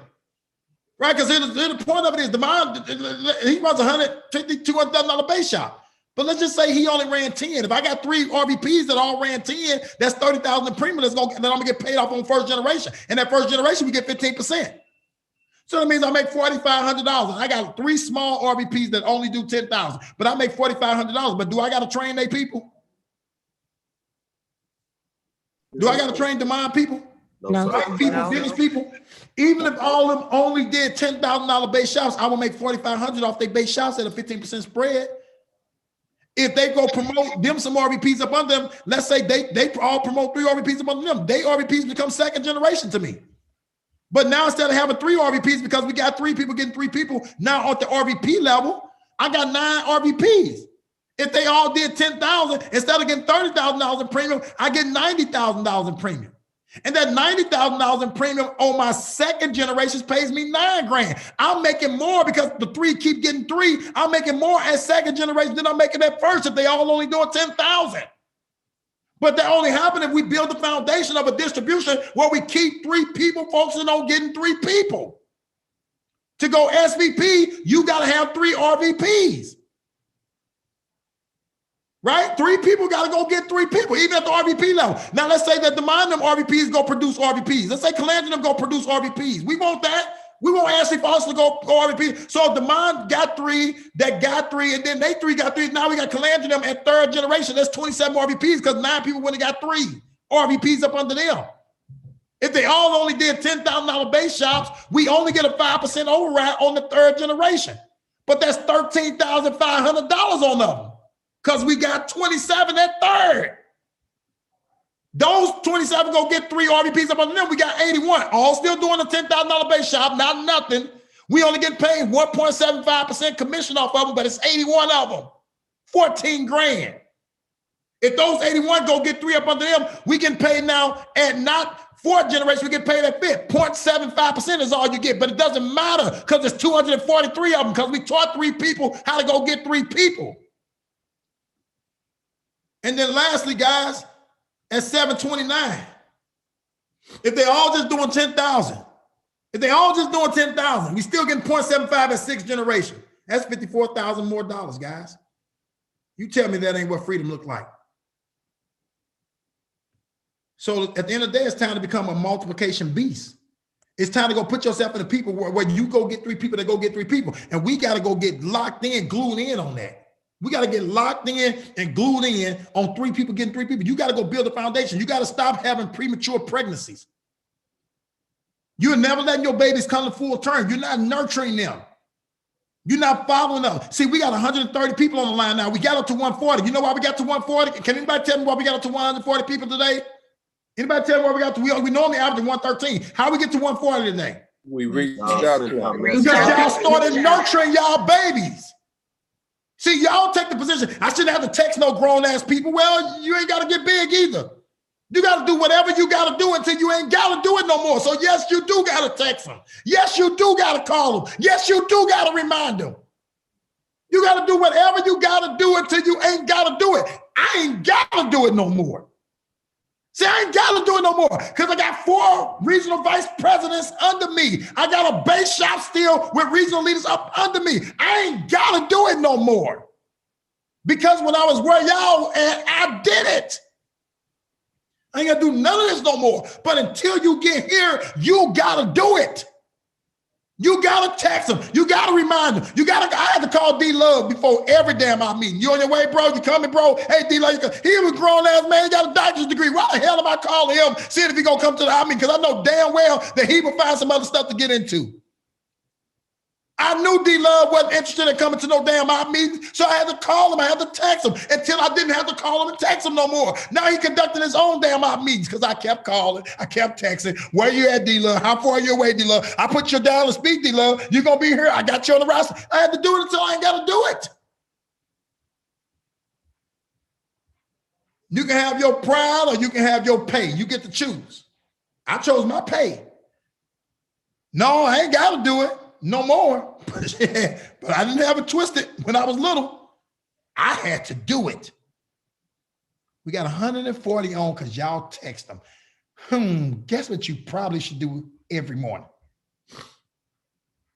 Guess what you should probably do every morning? Text them. Text them. Yeah. You should probably text them. You should probably call them. You should probably do that.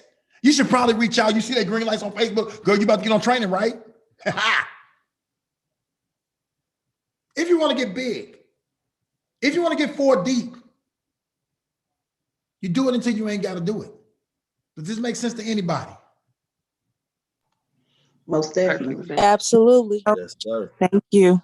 All right, guys. So listen, that's what I want to share with you guys this morning. I'm gonna go around the horn and get perspectives from our regional vice presidents. Let's start down with Michael David Green. You know, we talked about a lot this morning. Mike, what's your thoughts? Man, this was so powerful. This is things that I have faced over the last couple of weeks with people with whole life policies and people believing one thing and feeling a certain kind of way. People are so passionate about it right now because whole life has been indoctrinated to Black folks. And they are passionate about it. So like the young lady that popped on, she kind of had her ideas, but she was on the right road, but not on the right track. And you got to know what you're talking about. You have to know what you're talking about. The other thing, man, there's people who don't get on this training because they said Ronnell screams and this happens and that happens. I just don't understand the knowledge that you just gave us. I know LaShonda Dabney puts the stuff together, but LaShonda Dabney don't know what the hell you know. And I don't give a damn how much you scream. You are teaching us, if you want to be in business, if you want to win, if you believe. See, the problem is many people don't believe they can be what you can be in this business. So they bullshit with it. A lot of times, like Mr. Whiteman said, what is Mr. Whiteman? One of Mr. Whiteman. I be talking to Glenn about raising the price to get in this business. Why does he say that, Ronnell? Why does he say that, Neezy? Yeah, because he's saying they undervalue it, that people don't work for it. As great as this can be, we got more $1 million earners than any other company in the world, that people don't value it that way and don't give it they all because they only pay $124. But they have to go put $25,000 or $30,000 of they earn money to get a primary franchise. See, if we can go testify to the people in the world, the affluent people in the world, that we got a franchise guys that going to pay you $80,000 a month without you showing up. It's going to cost you $1 million to get one. They will buy it. And they will go work and put their blood, sweat, and tears to build it up because it meant something to them. It cost them something. So that's why I say the price should be raised, because people undervalue it. And they waste your time to go out of it. Yeah. They undervalue it, and then they undervalue you. They undervalue me. They undervalue Darmon. They undervalue Matt. They undervalue Dennis. And they think they can do what we do. You can. But everybody will get their turn if you don't get out of turn. And last thing I say, Coach, you think I want to come on here and say I don't have a team? No, not at all. But I don't have a team. Right. And if anybody that's on my team hear me say that, it ain't because I'm disrespectful. It's because you being disrespectful. Because I've been taught by one of the best, and he tells me not to say stuff like that. But at the same time, he teaches me you got to know how to say stuff like that. So at the end of the day, man, it is what it is. My wife texted me and I made a mistake. She said, I said, we ain't got nobody. She said, you got me. That's who I got. That's who I got. So that's how I'm gonna leave you on that. Yeah. Thank you, Coach. And you know what? And that's the first part of turning your business around, man. You know, when your business ain't moving, you know, if it is to be, it's up to me. We had a whole team quit on us. But they ain't quit on us, they quit on themselves. We had to go turn around. We had to go prospect. We had to go set appointments. We had to go do everything that we did to get where we are. And then when the people that's still hanging around, they decide they want to go do something, they're going to join in that fight. But I understood that I had to come out swinging. I had to make my decision. I ain't quitting. This is what I'm gonna do. This thing to pay me $350,000. Ain't no turning back, right? I instead of jabbing, y'all know sometimes you fighting, you dance around, you jabbing. Hey, when that whole team quit and we $300,000 or $300,000 and $280,000 in charge back, I wasn't fighting like this no more. I started swinging and kicking like a girl. I'm like, hey, you just gotta change. You gotta go harder. Yeah, hey, I'm scratching. It wasn't no more 25 inboxes. It was 200. 3 Facebook pages. When they blocked me and say you can't send no more inbox, I went to the next page. It's time to fight like some girls. Some of y'all still dancing and prancing and you broke. Y'all looking cute in the ring and doing all that, shuffling and all of that. You better, it's time to fight like a girl. You understand what I'm saying? Come on, Doc Love, talk to me. Hey, man, you know what, Ronnell, man, really, the simplicity in which you broke down overcoming whole life, and it really just starts with the core of understanding the 3 reasons why people actually need life insurance in general. Listen, I can't wait to attack somebody with whole life, man. Just simply with that. You only got to have all of this deep knowledge, understand the 3 reasons why they need it and overcome it. I'm not going to try and reteach your training. Go listen to it since you all made and recorded. I hope you were taking notes, all right? Hope you were taking notes. Hey, man, then the other piece, Ronnell, man, listen, it's no reason why no one shouldn't be getting some premium on the board. We the plug.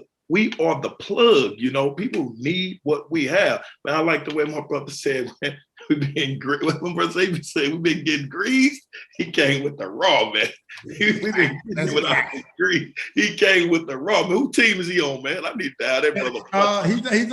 He's in our base shop, Miss Allen, our cousin. She right there, got him another. Got you another one, man. Got you another one. Hey, but listen, we all can go get us another one, right?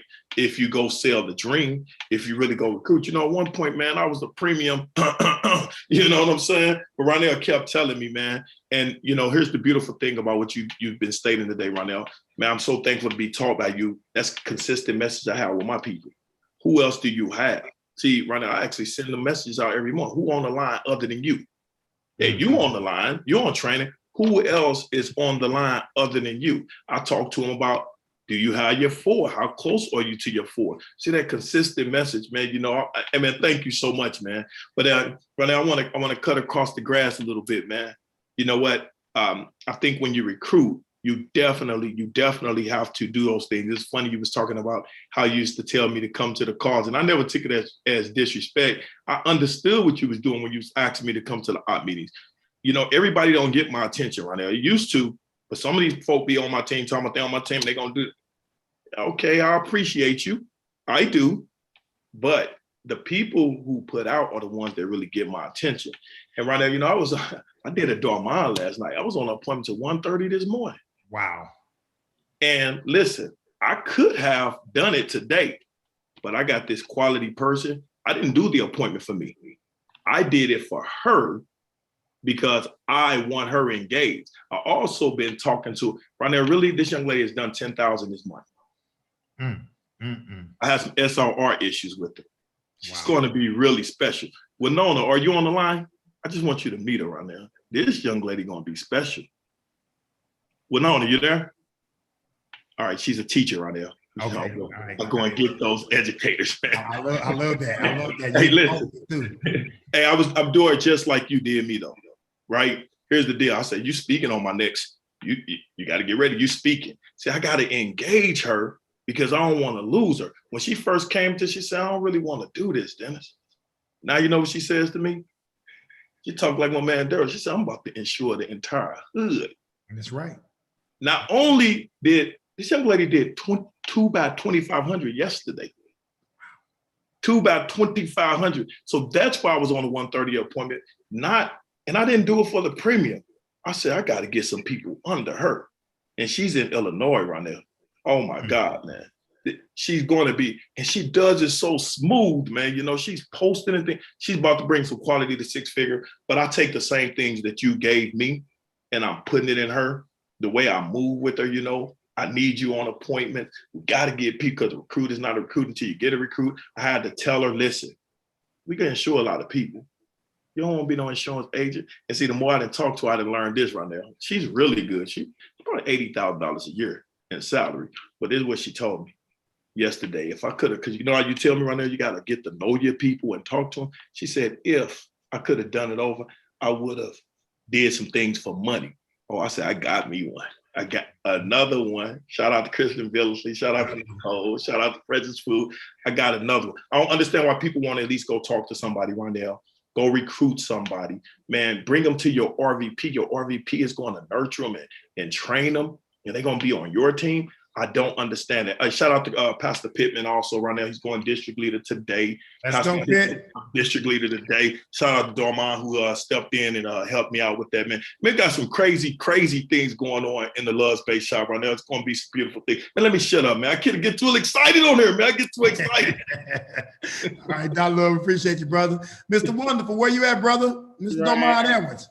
You rain. Yes, sir. Talk to us, man. Hold on, man. I still got my spotlight on. Y'all looking at me. All right, my bad. Go ahead. Listen, man.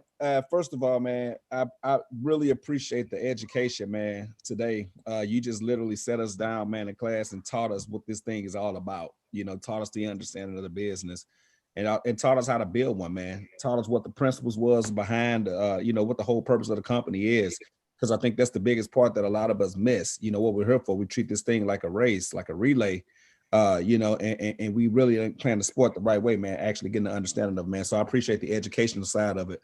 But then beyond that, man, looking at the whole, the concept of the business and how you get yourself free. You know, you said a couple of things. I'd rather make 200,000 with no time than $500,000 with all my time, you know. And I remember having that conversation when, you know, me, you, Kiana, Joe Ward, and Keisha went out to Pancake House, and we was having that struggle. Keisha was having that conversation about trying to separate ourselves from the litigation support company and just looking at the, you know, just basically the demonstration on a napkin, right? The napkin is something powerful in America. So, you know, I just love it, you know, the principles of the business, man, and the understanding that we have, man. But it's one thing, guys, we talked about the begots, you know, your begots can't be behads. You know, don't get, because a lot of us, we got some behads, man. You know, you want to make sure that you're constantly building it. You say, go get 3.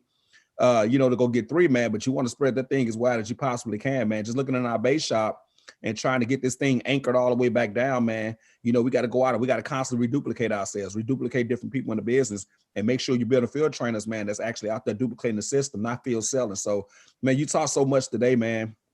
I just think this training was overall powerful, and it's a real demonstration as to why you have six-figure people attached to you in a business, man. Just your mentality, your mindset, and your you know, the principles that you have, Coach. Man, I appreciate it, man. I love being under the leadership that you have, man. And thank you for the education, man, that you gave me, man. And thank you for the principles of life in terms of this business and how to build it properly, man. So appreciate you, bro. All right, guys, y'all got this training because of Lisa Porter. I don't know if she's on or not. Lisa, you on? Lisa Porter is the reason that y'all got this training today. Where is Lisa on here?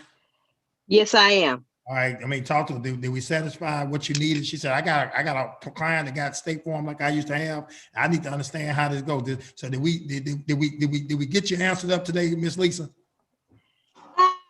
Unfortunately, I'm glad you recorded it because I am at work and kids still here. So I was able to get some of it, but not enough of it because, like I said, by me being at work, and I know you said I could call you afterwards, so we can talk. It won't take that long. But I was able to, you know, to get some, but not enough of it. Okay, good. Well, we definitely got the recording. Give me a buzz when you get the moment. I'll walk you through whatever else.